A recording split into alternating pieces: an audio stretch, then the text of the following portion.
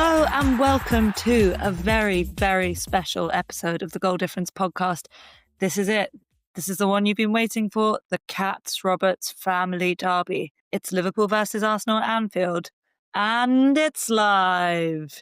Before we dive into today's show, which I know you're all very excited about, I just wanted to say a big hello and thank you to all of our new listeners who have joined Goal Difference FC in recent weeks. We are delighted to have you on board. Please do subscribe and give us a review if you haven't already. The weird and wonderful complexities of the podcast algorithm means that just a few of you clicking subscribe in a short period of time can help us achieve our top of the table ambitions. You'll find us on Apple Podcasts, Spotify, and YouTube. Plus, if you leave a funny review, we will read it out on the show. Scarlet, how are your nerves ahead of the big one this Sunday? I'm calm. We don't have a great record at Anfield of late, but we also haven't lost there in 4 years, so I sort of expect more of the same. Arsenal tend to do well against big teams. Okay, I wouldn't quite describe that as fighting talk, but you've definitely got a quiet aura of confidence about you. But I've got to ask you, how did it feel when Rio Angamoa arced that beautiful shot into the far corner? Tell me. Well, I think you want me to have been watching, but I wasn't. Partially out of respect for you, which you could have shown when we were playing Man United, but I was very respectful. Sorely lacking, even off the back of a 5-0 win we had. I didn't want to preside over your pain. We were down at the bar, and I was refreshing BBC Sport, and there were limbs at 2-2. I won't tell you who. Where were the limbs? In the bar. But I was talking, running around. I wouldn't go that far. But we walked up from the bar and I was refreshing my phone and I saw Engamo had scored. And to be honest, I just thought about how insufferable you'd be about the fact that your youth player scored after calling it unethical that Max Downman played. Have I been insufferable? You haven't been yet, but we've got a whole podcast ahead of us. I think the thing that gives fuel and fodder to rival fans is the fact that you've won 2 games, which is frustrating because you've scored last-minute winners in both. But the flip side of that is you've conceded 2 in your last 3. I mean, and then you also conceded 2 to Milan in pre-season, if you want to count that. 4. 4, was it? Oh, God, okay. Over 2 goals. So from that standpoint, I think you have to take a positive as someone about to play that team. But I kind of wanted to ask you, how do you feel about your 2 victories?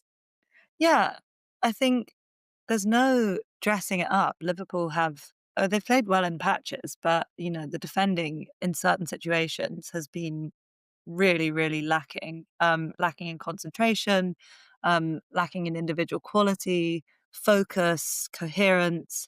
But the last team to concede 4 goals in their opening 2 were relegated. I think it was West Ham in something like 2007, 2008. But look, we're building the plane while flying. That's very clear. And whilst that's disappointing when you think the way that the summer started with the really aggressive capture of 4 players, Wirtz, Frimpong, Kirkes and Ekitike, we were all feeling very optimistic. But events transpired that were out of our control, non-footballing events like the death of one of our key first-team players. And then, it's been a weird old summer. I think, to be honest with you, Liverpool banked on having Isak through the door much earlier. I think potentially some of the contract stuff with Konate may have come as a bit of a surprise. I don't know if maybe they just thought they'd have it sorted with him again earlier in the summer. And there's definitely an element of uncertainty that seems to be plaguing his performances. But yeah, the nature of how the window has transpired with those 4 very quick signings and then a lull period where we were focusing on sales and then this period now where we've been anxiously waiting for reinforcements, we don't feel 100% cooked as a team. But, you've alluded to the fact that we've won 2 games with crazy last-minute winners from crazy players. And, I think the storybook nature of those wins and the players involved, Fede Chiesa and Rio Angamoa, that's what gives me hope. Come on. At this stage of the season. Because I didn't go into the season being like, yeah, these guys are first-team options. And I know there's still swathes of the fan base that severely doubt whether that can be the case, but they've certainly made an argument to be involved. So, yeah, I think last minute winners make you feel good. They pump you up, they feed the soul. But at the same time, am I sitting here being like, oh my God, can I do this for another 36 games? So let me ask you, Lola, if you make no more reinforcements between now and the end of the window, how will you rate your chances of winning the title? An Opta supercomputer has Arsenal finishing first now ahead of you after the first two games. What do you say to that? And do you still think you can win the league if you do nothing more? Well, if I look at it on paper, our squad's desperately thin. And if we don't make any acquisitions between now and the end of the window, then you'd say logic would dictate that we shouldn't win the league. But then last season, we made one acquisition to a squad that was comfortably the third best in the league. Oh, and so then now you say that. No, but it was the season before. And then Arnie Slot eked in tremendous improvement out of a player like Ryan Gravenberch, who, we were all crying out for a number six. And did manage to really get the most out of the options he had at his disposal. So I think the point is, I can sit here and say, yes, I think that if we don't make acquisitions, we're in big trouble across the league and Champions League campaigns. But I'm not paid to make these decisions. There's a reason why I'm not sitting in Michael Edwards' chair. And if you take it back to the summer of 2018, after losing the final in Kyiv, the only forward option we brought in was Xherdan Shaqiri. And you're thinking, okay, so you've got Mane, Salah, Firmino, Origi, who was very much a Hail Mary at that stage. In fact, I think he'd spent the previous season out on loan. And then Shaqiri. And we felt very short, and it turned out to be the right decision. So at the end of the day, do I feel that it would be the wrong call to not bring anyone over the line? Yes. But do I think that Arnie Slot can get the most out of this group of players and potentially surprise people? Yes. On the other side of it, which is the supercomputer, I think something that's been very clear about Liverpool's first two games is that there is a massive part of football that cannot be accounted for with stats and with logic. And at the moment, this is a Liverpool team that is defying logic. And I think if you can win while defying logic and while being weird and crazy fairy tale things happen around you, then you've got a touch of the Fergie in the 90s situation, and maybe you will just win. Okay, you put me under the cosh there, but it felt good to exercise some of my demons. Now is the time that we're going to really, really dig deep into our telepathic powers as we look to get inside the mind of the enemy ahead of Sunday's grudge match. Scarlet, are you ready for some intuition? I think so. Okie dokie, let's whip out my trusty scanner.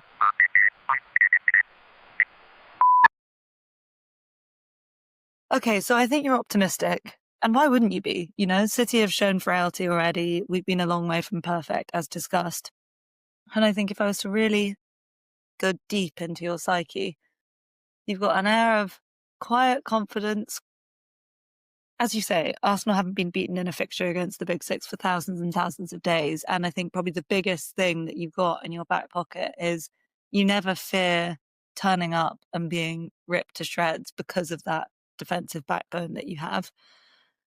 So you're quietly confident, but I know from sitting where you sit that you can be in a really good moment and the other team can be in a bad moment, but there are invisible factors around fixtures that come into the way that you feel about them. And I think because Anfield's been a pretty unhappy hunting ground for you in recent years, I know you haven't lost for a while, but you haven't won at Anfield since, I think, was it the summer of 2012? And Cazorla and Podolski scored the goals? I think that was 2012. I mean, that was a long time ago. That's delving deep into the archive. So, I think a little bit like how I feel, what's a ground that I have a natural sense of like take Old Trafford until we won there last season. We had a terrible record under Klopp. But I just think that maybe all week you feel really good about the game going into it, and then you just get that sudden sinking in your gut when you think about it, just because you can't really remember what it's like to win there. I think you would have a healthy amount of uncertainty about the crazy things that seem to keep happening around this team, and that probably is giving you a slightly butterfly, uncomfortable feeling in your gut. I think for once, I keep saying for once, you were fairly reasonable in the last to intuition about how I was feeling. That's a decent assessment. Like I said to you before, what Arteta has changed in our world is not feeling that fear going into these huge fixtures, not feeling like we're going to turn up and we're going to play naive football and get broken on and then lose in a match where we look like boys. And I think also, people talk about whatever phase Arteta's in, but this is a squad that is assembled and settled despite moving parts in the summer, despite new signings. It's a team that has a really clear identity and a method for this kind of match. So in that sense, that does give me confidence because I think we have a framework for success. But as you identify, we haven't won at Anfield, and it is that chaos factor that tends to do for us. We were 2-0 up and cruising in the title run in 2023, and Xhaka riles the crowd up and you roar back and it's 2-2 and Ramsdale makes a crazy save at the end. You have the as you'll probably refer to it, the Odegaard basketball game, where we went ahead from a set piece. Oh my God, that was... and it's the same referee. I think, honestly, from any external and logical perspective, watching Liverpool struggle suggests to me that there is a vulnerability that wasn't there last season. And both times we've shown up and not lost. So I sort of feel like if our team is able to stick to their principles, which is difficult when you go to these big away matches, if we are able to stay calm, I think there's a higher chance of us being able to do something in this game that isn't just go ahead and concede. But I think the most likely outcome is a draw. Yeah, but I felt that going into St James's Park. And I would just say that just like you got a real buzz out of taking a win out of Old Trafford, regardless of United's proclivities. Hey, they've shown they can beat anyone in the league. And, you've just been slapped by a fish, Ruben Amorim. But anyway, we'll come to United another day. I think it's a fascinating body of evidence that we have. And, it's really, really hard to predict. But thank you for your honesty. And thank you for being so civil. I doubt you'll be this civil by the time my train pulls into Euston at about 11 p.m. on Sunday night. Right, Lola, I'm going to scan you top to bottom. Are you ready? I think you're apprehensive. Your vulnerabilities have been made much more apparent in the first 2 games this season than they were last year. You had very, very, very easy fixtures at the beginning of last season. But I think that's part of it, I think rolling over the teams you should is a big part of proving that you're one of the big boys in the league. And say what you want about Bournemouth, you really struggled against them. And Newcastle's obviously a super tough fixture. So I think from that game, like coming away with a win, having been outplayed for a lot of it, outfought, but also, potentially on the end of some unfair aggression, you can't really complain about that. And I also didn't watch that game because I was being respectful to you. But what I'm hearing is that you struggled to create against 10 men, which is interesting because what we've heard about Liverpool is the attack is great. They've added Ekatike, Verts is great. But the defence, there's some things to work out there. But if your attack is not great, like if they're still struggling, then I'm questioning, and I think you must be questioning, what is our big strength? I imagine you have some question marks about the logic of that strategy if you're not really dominating teams offensively. I know you said before that in August it just matters to get 3 points, and you're probably right. There's a lot of construction still to be done, and it does seem like you're still banking on some arrivals. But again, if that's Isak, what does that change about your team? It's still overstacking you in attack and leaving you thin at the back, and potentially with Kirkes and Frimpong as much less viable defenders than Trent and Robertson. So I think you'll be nervous. I think you'll be nervous about set pieces. I think you'll be nervous about Kirkes. I think you'll be nervous about conceding an early goal. And I think you'll be nervous about playing well. But I think you'll also relish. It's always nice to get those games against your rivals at home because, the support is going to be there. The atmosphere is going to be incredible. And if you can leverage that situation, which I'm sure Liverpool can, then you kind of throw the game state out the window a bit because you create a new set of conditions.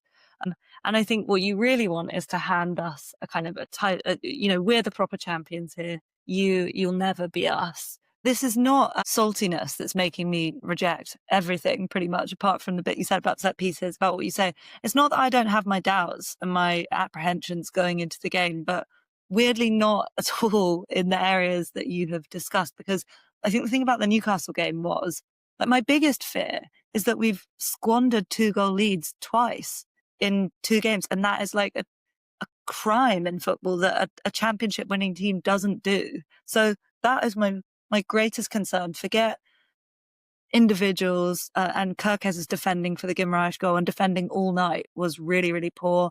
I don't know how much of that is to do with the fact that he's being asked to be a third man centre back in the build up, and I think he's just a bit out of position, whereas at Bournemouth he was much higher up the pitch. But then he's also diving in loads and making slide tackles, and that should happen maybe like once every 5 games, not 5 times in 1 game.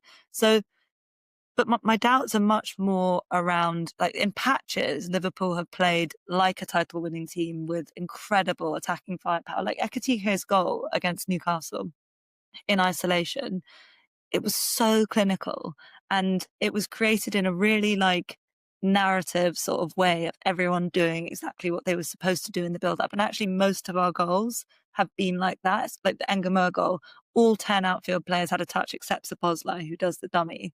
I don't have concerns about our ability to break down teams. I have a far greater concern about mentally what's going on that is causing them to squander these 2-goal leads, because at the point at which we go 2-0 up, we seem massively in control. Against Bournemouth, we played our best football at 2-0. Against Newcastle, you could have argued 100% that we rode out the storm in the first half, let them rile themselves up, and then got the goals at the crucial time. Scoring 20 seconds after half time is basically perfect. So, yeah, I have big concerns around the set pieces specifically in terms of Arsenal's approach. But my biggest concern going into Sunday is about the mentality of a team that lets 2-goal leads go twice in consecutive weeks, because I think that speaks to a more fundamental issue. But yeah, everything that you say about laying a marker down, about having the fixture at home, rings true. And I'd say I'm pretty confident of a Liverpool performance, just because every week that goes by, I think it gives the chance to iron out some of those kinks. I think what's interesting about this fixture right now is that if you were to define what both of our teams were about last season, it was very much in different ways about control. Arsenal fans lament Arteta's horseshoe of doom on the edge of the box and the rest defence and the style of play, which is really about suffocating the other team. Liverpool managed games really well last season, took the lead often early, looked to kill the game. But Arsenal are kind of intentionally leaning towards playing a more transitional style, which necessitates losing a bit of control about how the kind of game flows. And obviously Liverpool have surprisingly lacked control in their first 2 games. So I think obviously it's more likely that the home team bosses the tempo, but it will be really interesting to see how that falls in our game and if it is just end to end. So let's start with control. Who do you think is going to have the possession in the territory here? Because at the Emirates last season, Arsenal did actually play well that day. But I do think that Slot made a conscious decision about, we were going to try and hit you on the counter, and that's how we got our goal to draw the game.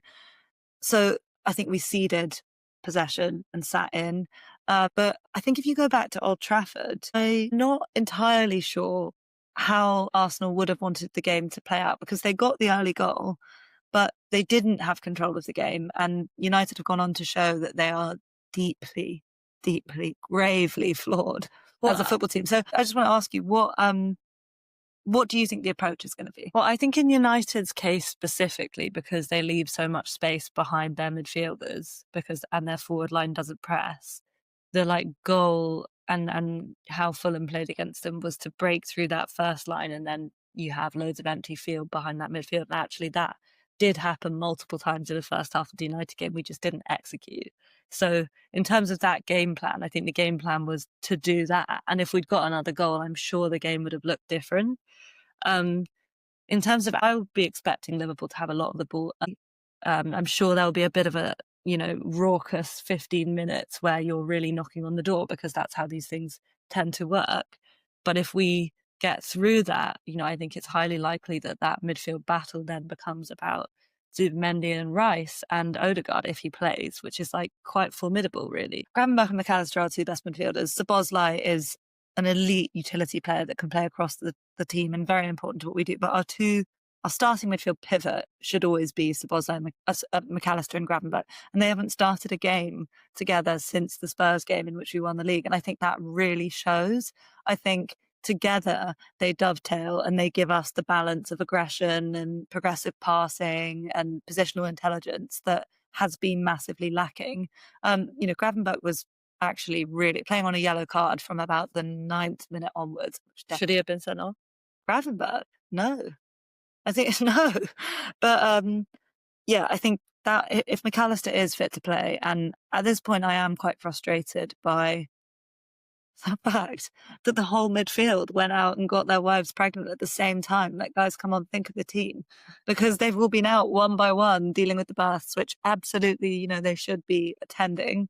But it's frustrating because we haven't actually been able to field our first choice midfield for suspensions and birth reasons. So I think that will help with us trying to keep control. I don't think Slot's like massively diverged from what he wanted to do last season. I just think we're not executing it.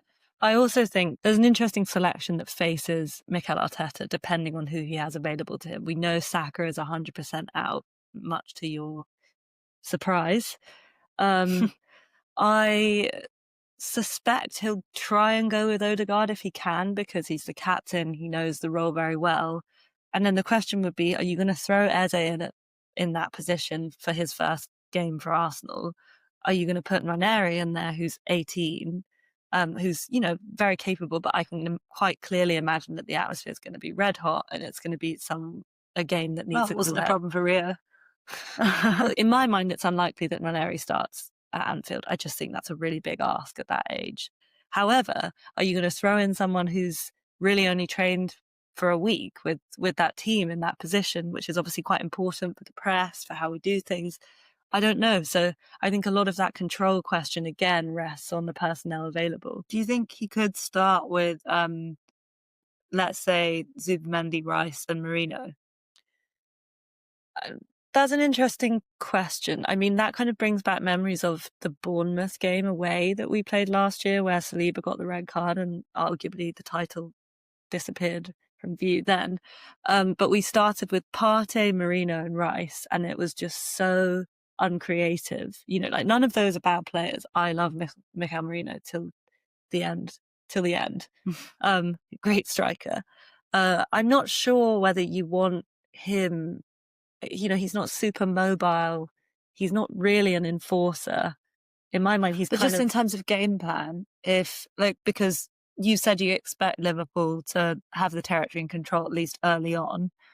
In terms of game plan, where do you see Arteta's obviously going to look to do damage on set pieces, and why shouldn't he, given how we've defended set pieces so far this season and your record from them? Do you think there would be an argument for setting up with the big boys, being super solid, getting your goal from a set piece and frustrating everyone? No, because I think Arsenal has set up this season with a real balance in that midfield already. I think in those three players, you have a much better balance than you would if you stuck Merino there. But I think you're quite right to point out that the midfield battle will be incredibly important to whoever is able to kind of grab the initiative in this game. But I think the thing that, that is also another big frustration from Monday night is actually we defended the set pieces by and large really well. We were very deep. That was something that, there was a piece headlined about Liverpool's Italian method of defending set pieces, but actually they didn't trouble us. The long throws, the corners, etc., they were dealt with. And Van Dijk, I know people are always looking to label him as washed, has been colossal across the opening 2 weeks of the season because he's literally doing it by himself. He ran the wrong way in Bournemouth. He went with his man. Konate was the one that went wrong. But anyway. Gave away a penalty in the Community Shield. That wasn't a penalty. I was literally sitting right above A. I think the goals that we've conceded, so we had the 2 transition goals against Bournemouth, which was really worrying because it's like, why is there no one in the midfield? We didn't get broken on particularly badly against Newcastle, even though they're a team that love to play on the transition. Gravenberch really helped with that. And then we kind of addressed the set piece issue as well against Newcastle until Konate, who absolutely just has to win that header against Dan Burn, inexplicably doesn't win the header, and then it goes to Asula. So it's frustrating because I suppose what I'm trying to get at is that the defensive issues to me have felt much more like major inconsistencies and individual errors rather than massive structural issues. And that's what I worry about way more than like, I think Slot understands the things that are going wrong and is doing things to fix them as we speak. So yeah, it's much more like, is Kanate going to do something inexplicably bad? Is Kirkes going to get too tight and just get turned?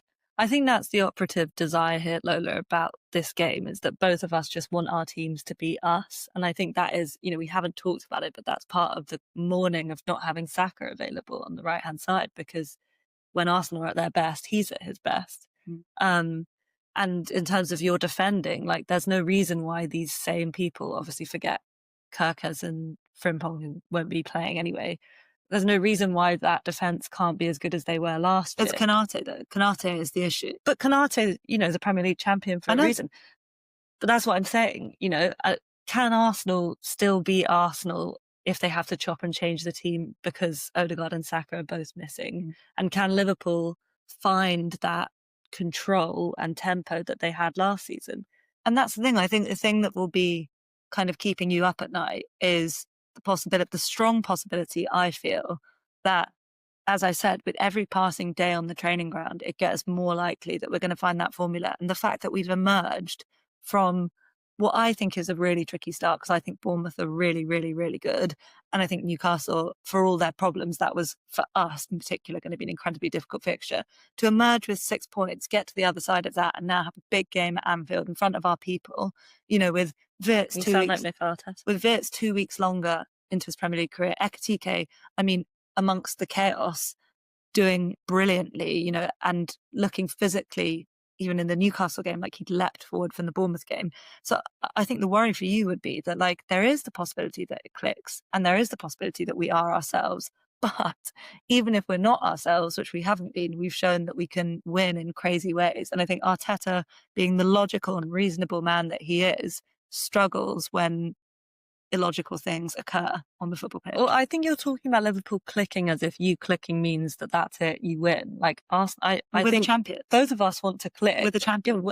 Arguably, Arsenal didn't click last season, apart from beating Real Madrid and City. But when we do, we're also up there. And so I think, like, if we both play well, it'll be fascinating.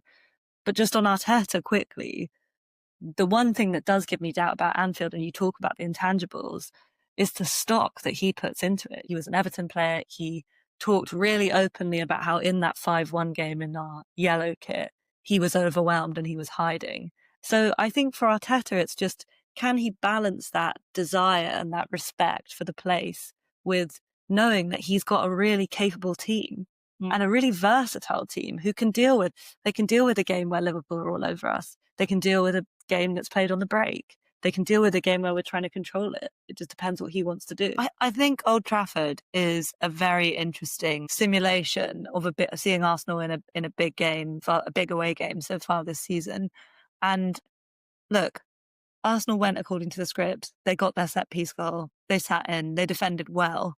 But more so than last season, United looked like they could get at them. So I think that gives me confidence that, personally, I feel that this approach Arteta has of basically get your set piece goal, sit in. I just don't think that works. But I don't think that's how Arsenal wanted to play at Old Trafford. And I think you're right. Like, I can understand why you would take something from how that game played out.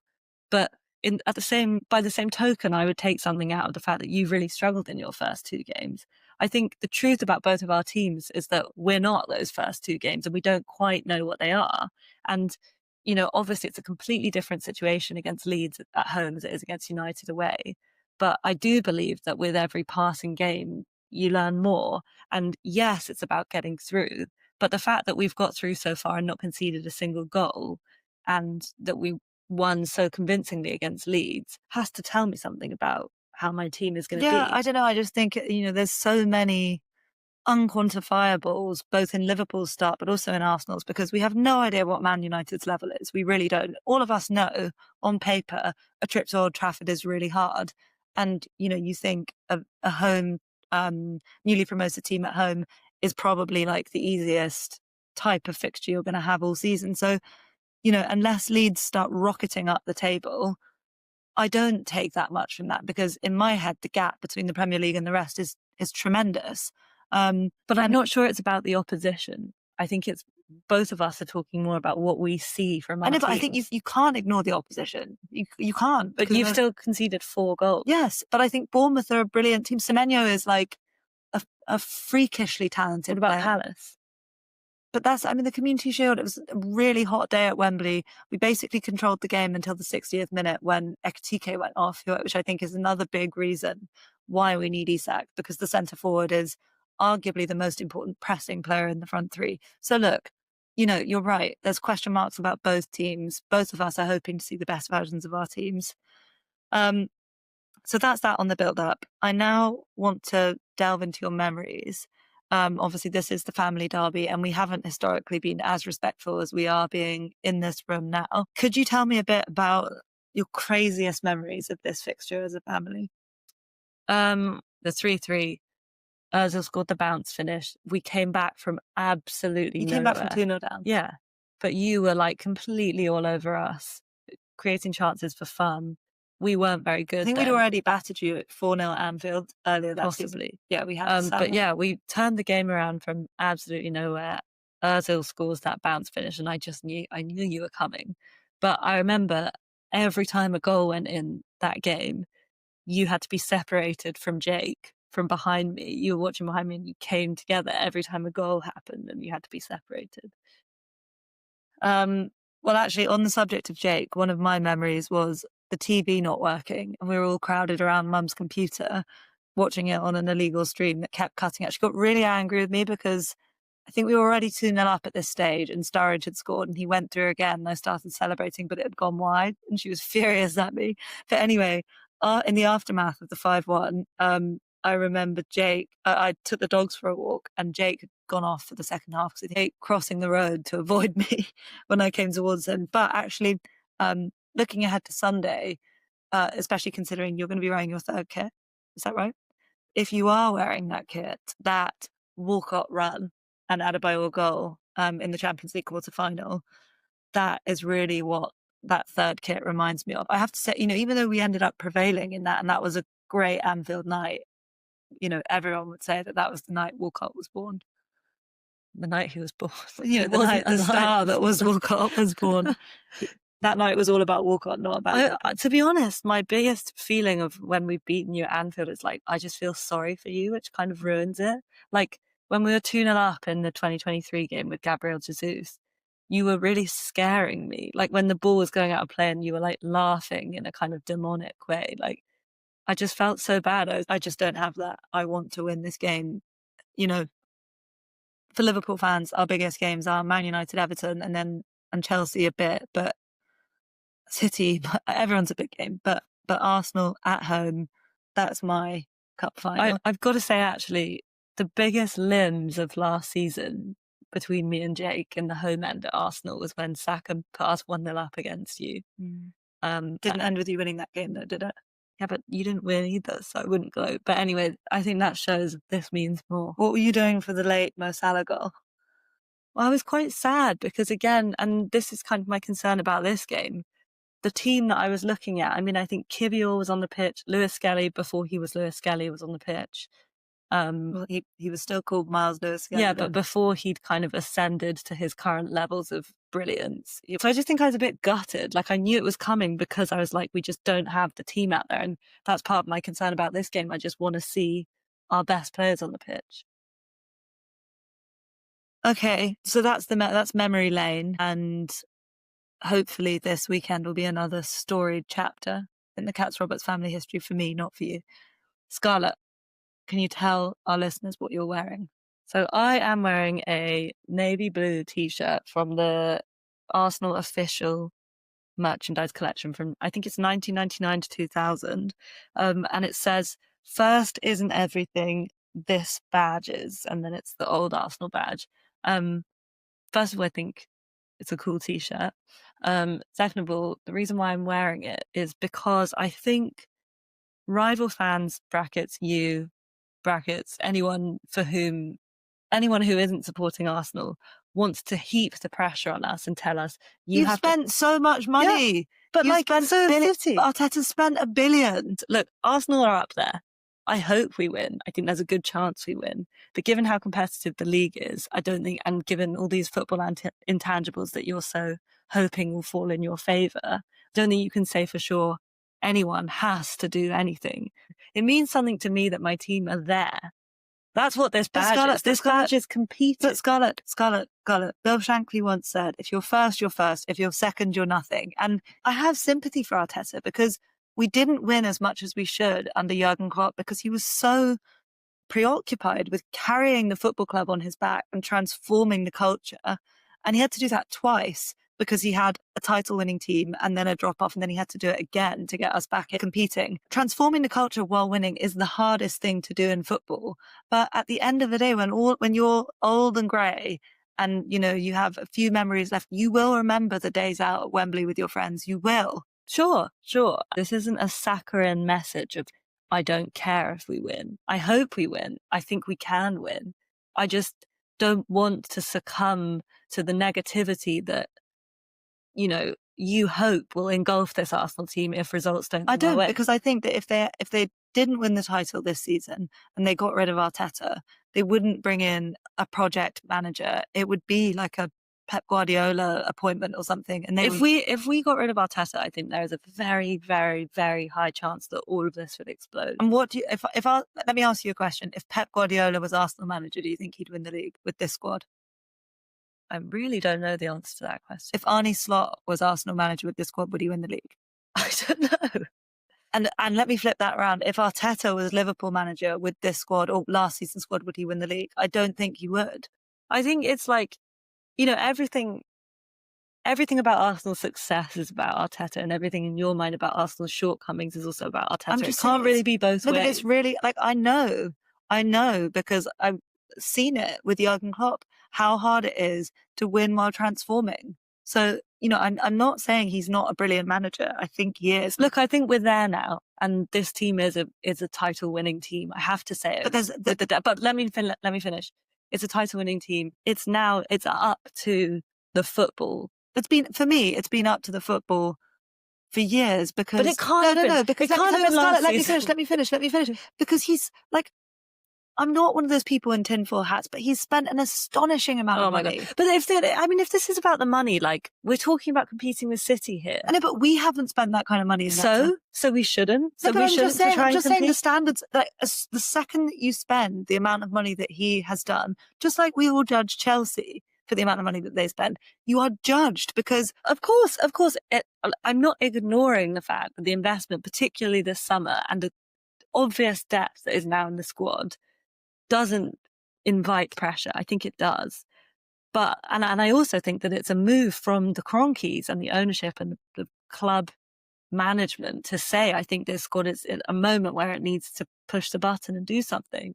And I mean, the squad might implode itself regardless of Arteta if we don't win something.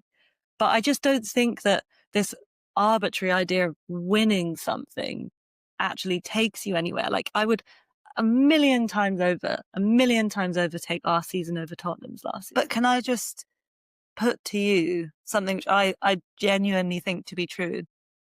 The reason that you at this moment don't think that winning trophies is important is A, because you had that weird period towards the end of Wenger where you won the FA Cup every year, and B, because in your adult memory you don't have a significant trophy success. Scarlet, the Champions League and the Premier League last season, they are the best days of my life that I can remember. And I hear what you're saying.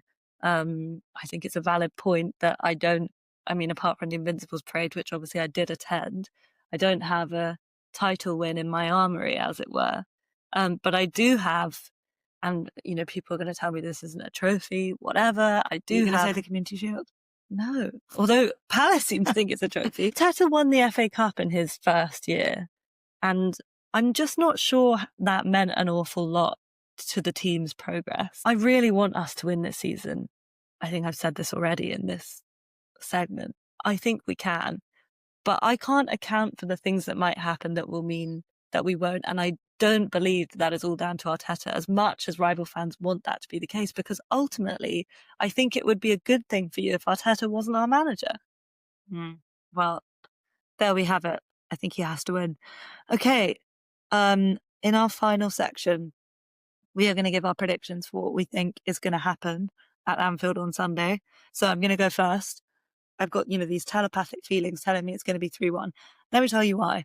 Scrappy affair. I think Arsenal take the early lead from a whipped in-swinging free kick with one of the back four bundling it over the line and definite foul on the goalie. I think you'll sit in after that and cede possession and territory. And I think what you won't have accounted for, because this Arsenal team have not faced him before, is the brilliance and artistry from Florian Wirtz, who's going to pull off some kind of unbelievable pass or skill or shot just before half-time to bring us level.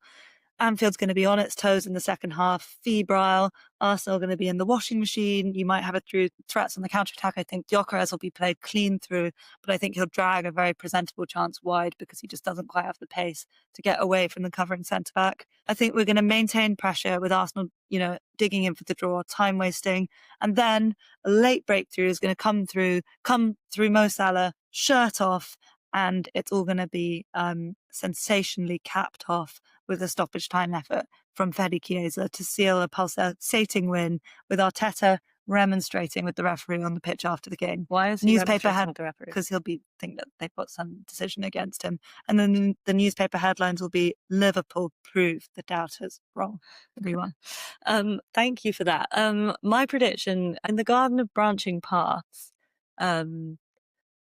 I think a result that is a much more settled Arsenal team, put a marker down to the rest of the league. It's slightly different without Saka, but, Madueke goes at Kirkes, Martinelli goes at whoever's on the right-hand side and always has a good game against Liverpool. But that was because it was Trent before. Yeah, but I think he'll play, for what it's worth. I think he'll play. And we exploit the space you cede in transition. Gyökeres does really well on the shoulder of the last defenders, and we cause you loads of problems. I think it's highly possible. And maybe we do take that. I think both of us seem to think Arsenal are going to get an early goal. There is a world in which we don't back off after that. In that world, Arsenal potentially win 2-0. But what my head really tells me is that it's not really about how Liverpool are playing in any given moment. It's about the crowd. And if the crowd get up, I do think that there's a certain moment where you just cannot control that game anymore. You cannot, as you say, normal football logic doesn't apply. So I think there will be periods of the game where that could happen. And for that reason, I think it will be a 1-1 or 2-2 draw, as usual. Okay, there you have it. 3-1 from Lola, 1-1 or 2-2 from Scarlet. That has been episode 11 of the Goal Difference podcast. I've been your host, Lola Katz Roberts, alongside my defiant and proud panellist, Scarlet Katz Roberts. That's all for this week. You know what to do. Subscribe and review. Roll on the bridesmaids versus the champions. Come on, the mighties.